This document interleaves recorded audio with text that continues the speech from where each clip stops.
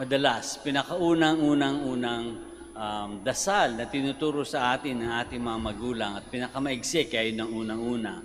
Habang bata pa tayo, tinuturo na sa atin yun. Yung sign of the cross, di ba? In the name of the Father, and of the Son, and of the Holy Spirit. Amen. Napakaigsi, napakadaling ma-memorize, napakadaling matandaan, pero napaka-importante. Well, makikita natin kung paano natin pwedeng gawin yan kung isipin natin kung ano-ano talaga yung ibig sabihin ng Father, Son, and Holy Spirit, the persons of the Holy Trinity. Gusto tayo sa Father. Yung Father ay Creator, source of all being, almighty, ever-living, ever-loving God. So paano yung importante sa atin? Tayo din sana maging source of goodness for ourselves and the people around us. Sana tayo din mag-create with God, mag-create ng kabutihan. Di ba?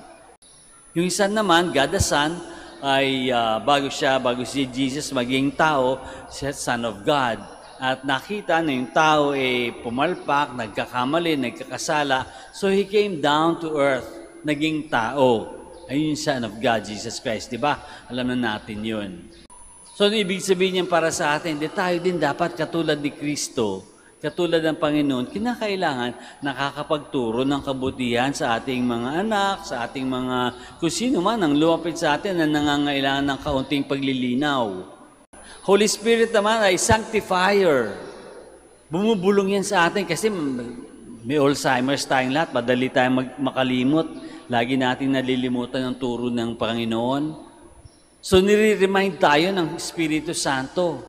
And the Holy Spirit guides us, inspires us to do those great things. So every time we make the sign of the cross, yun ang sinasabi natin. Dami, no? Daming mga magbubuting bagay na sinasabi sa atin na hinahamon tayo para maging katulad ng Father and the Son and the Holy Spirit.